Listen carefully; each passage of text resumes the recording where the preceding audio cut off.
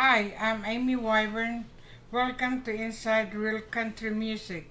If you haven't already done so, please subscribe, leave your thumbs up, and leave your comments. 24 surprising facts about Garth Brooks you may have not known. Garth's real first name is Troyal. Garth is actually Brooks' middle name. Troyal also happened to be his father's name. Brooks was the 65th member to join the Grand Ole Opry. He was inducted in October 6, 1990, which was less than 2 years after his self-titled debut album was released. Number 3. In 1991, Brooks broke his first ACM Awards record. That year, Garth walked home with 6 Academy of Country Music Awards, including Entertainer of the Year and Male Vocalist of the Year. Number 4. His song, More Than a Memory, broke one of the biggest country music records of all time. In 2007, his 51st single became the first ever to debut at number 1 on the Billboard Hot Country Songs chart. Number 5. Brooks' hits are out of this world, literally. In 1995, famed astronaut Colonel Bill MacArthur brought a copy of Garth's album, The Hits, with him when he visited the Russian Mir space station in orbit. Number 6. Brooks was selling cowboy boots when he penned his first hit song.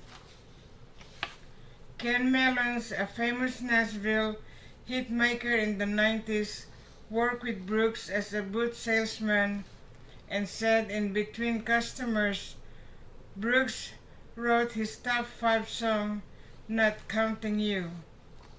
Number 7. Garth might actually be superhuman. When Brooks attended Nashville's Fanfare in 1996, he did a meet and greet that lasted a full 23 hours and 10 minutes. Number 8. Brooks met his first wife, Sandy Mel, while breaking up a fight. When Brooks was working as a bouncer at the Tumbleweed Ballroom in Stillwater, Oklahoma, he broke up a fight in the ladies' room. One of 2 women brawling was Mal, who he later married and had 3 daughters with. Number 9. Music's in his blood. Brooks' mother, Colleen Carroll, also recorded a few songs for Capitol Records in the 50s and often performed on the TV show Ozark Jubilee.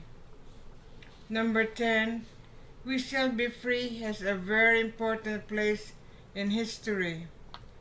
Garth wrote the famous song after being in Los Angeles during the 1992 riots, which also happened to be when the Academy of Country Music Awards were being held that year.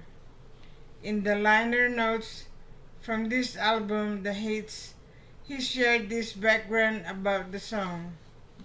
We Shall Be Free is definitely and easily the most controversial song I have ever done. A song of love, a song of tolerance, from someone who claims not to be a prophet but just an ordinary man. I never thought there would be any problems with this song. Sometimes the roads we take do not turn out to be the roads we envisioned them to be. All I can say about We Shall Be Free is that I will stand every line of this song as long as I live. I am very proud of it. Number 11. Just like the song, the music video for We Shall Be Free was incredibly powerful. Directed by Timothy Miller, the poignant clip featured appearances by a variety of A-list celebs, including Reba McEntire, Jay Leno, Craig T. Nelson, Troy Aikman, Mother Teresa, Martin Luther King Jr., and many more. It also won Video of the Year at the 1993 ACMs. Number 12. Martina McBride was the opening act on one of Brooks' tours. Once upon a time, before Martina was the household name she is today, she joined Garth in his first headlining solo tour. Number 13. He left his guitar in Dallas. In 1991, during a concert in Dallas, Garth ended the show by smashing his guitar into pieces and passing them out to fans in the first row. Lucky. Number 14. Brooks originally had dreams of being in the big leagues. Garth was quite the athlete in high school and received a track and field scholarship to Oklahoma State University. Thanks to his javelin skill, he graduated in 1984 with a degree in advertising. Number 15. If you haven't heard the live version of Friends in Low Places or The Thunder Rolls, then you're missing out. Both of these trademark tunes have a third verse, which can't be heard on the album No Fences. Garth only performs the extra lyrics during live performances or on his live albums. It's also not unusual to hear both song live version on country music radio. 16. There's a street in Yukon, Oklahoma named after him. Now that's a hometown tribute. 17. On October 26, 2000, Brooks retired from performing and touring. Ironically, it was the same day that Capitol Nashville threw a party to celebrate Garth selling 100 million albums. 18. Garth's daughter is named after one of the greats. Of his three daughters, the eldest is named Taylor in honor of folk legend James Taylor. Garth is a grandpa.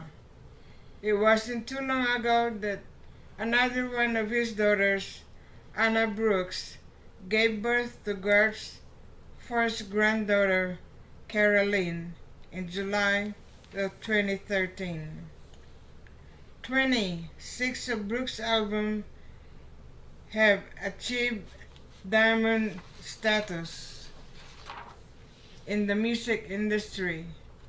Diamond sales are achieved when an artist sells over 10 million copies of an album, and 6 of Garth's LPs have achieved this great honor, including Garth Brooks, No Fences, Rope in the Wind, The Hits, Sevens, and Double Live. 21. In 2000, Brooks attempted to donate part of his liver to fellow country artist Chris Ledoux. When Wyoming-based singer-songwriter Chris Ledoux was suffering from liver cancer, Brooks attempted to be his donor. Sadly, he wasn't compatible. 22. Good Ride Cowboy isn't just a number one hit for Garth. In 2005, Brooks penned the song, which ended up being his 26th number one hit, as a tribute to Ledoux, who passed away earlier that year after a long battle with liver cancer. He's the man behind Ghost Tunes. Brooks created an online music store in September 2014 called Ghost Tunes. The name stems from combining GARTH with the word host, which equals ghost. Get it? Brooks is the top-selling artist of the last 20 years. Since 1991, GARTH has sold over 68,561,000 units, which is 5 million more than the artist in second place. Who's that? Oh, it's just the Beatles.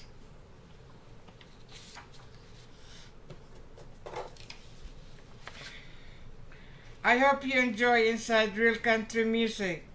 If you do, please subscribe. We make daily videos. Please leave your comments. We would love to hear from you.